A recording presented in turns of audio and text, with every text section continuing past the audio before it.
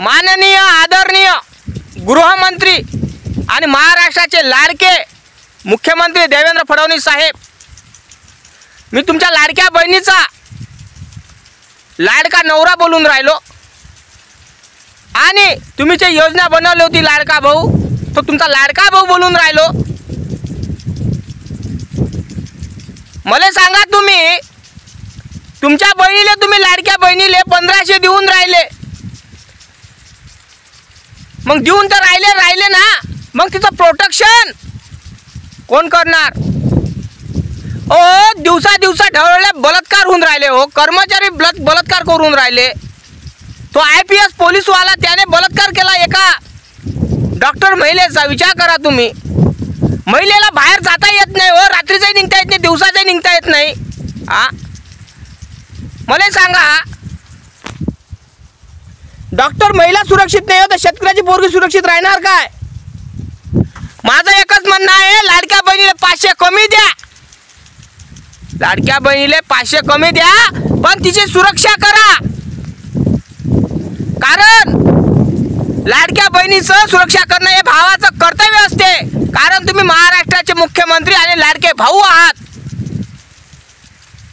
तुम्ही स्वतः म्हटलं का माझ्या महाराष्ट्रातल्या बहिणी ह्या माझ्या लाडक्या आहेत। फक्त का 1500 रुपयासाठीच लाडकी बहीण आहे काय? का मताची अलीकडकी म्हणून केली का बहीण लाडकी तुम्ही? असं ना स्पष्टपणे सांगून दे ना। अरे दररोज बलात्कार होऊन राहिले।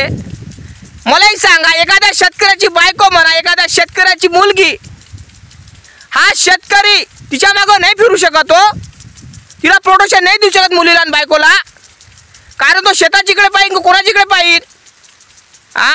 आणि एखादी शेतकऱ्याची बायको म्हणा, पोरगी म्हणा, बाहेर ठिकाणी चालली, तिच्यावर गुंड छेडछाड करत असन, कोणी वाईट नजरा ठेवत असन, तिच्यावर काही ना काही लोक अत्याचार करत असन, तर ती जाईल कुठं?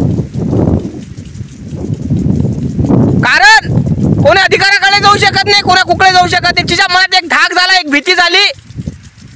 हे पण लोक जे सुरक्षा करणारे लोक, ते पण आता एक काय झाले आहे, बलात्कारी झालेले आहे असे म्हणणार तिच्या मनात। महिलेच्या मनात सांगून राहिलं, माझ्या मनात नाही म्हणून राहिलो मी। तर विचार करा तुम्ही, का आपल्या भारतातच नाही तर महाराष्ट्रात आपल्या लाडक्या बहिणी सुरक्षित आहे काय? नाही आहे। मग सांगा तुम्ही फडणवीस साहेब, तुम्ही स्वतःहून छाती काढून म्हणता ना का माझ्या महाराष्ट्रातल्या बहिणी लाडक्या आहे आणि मी तिला पैसे देतो, मग का पैशाच्या निर्भरतच आहे का फक्त लाडक्या बहिणी? अरे तिच्या सुरक्षा करणं हे गरजेचं भावाचं काम असतं। तुम्ही कोणची सुरक्षा करून राहिले? ढवळ्या बहिणीच्या बलात्कार होऊन राहिले तुमच्या। 60 वर्षाची बाई, 70 वर्षाची बाई, 15 वर्षाची तर 4 वर्षाचा लेकराचा बलात्कार होऊन राहिला तुमच्या महाराष्ट्रात। असं कसं तुमचं सरकार? असं कसं तुमचं सरकार? तुम्ही स्वतः सांगता का महाराष्ट्रातल्या लाडक्या बहिणी माझ्या बहिणी आहात, मग तुमच्या बहिणीवर अत्याचार होऊन राहिला आणि बलात्कारी हा खुल्याम घुमून राहिला, त्याला तुम्ही शिक्षा का देत नाही? फक्त का इलेक्शनच्या टायमावरच फक्त लाडक्या बहिणी दिसते का तुम्हाला? का इलेक्शनच्या टायमातच निर्भरत आहे का फक्त लाडक्या बहिणी? सांगा मग। अरे कसे हो फडणवीस साहेब, कसे तुम्ही लाडके भाऊ? कसे तुम्ही? अरे शेतकऱ्याची पोरगी म्हटलं सुरक्षित नाही आहे, शेतकऱ्याची बायको सुरक्षित नाही आहे, कोणी सुरक्षित नाही आहे, तिथं डॉक्टर महिला ती सुरक्षित नाही आहे, आणि महाराष्ट्रातल्या कोणतीच महिला सुरक्षित नाही आहे का ढवळ्या तिथे फिरू शकन म्हणून?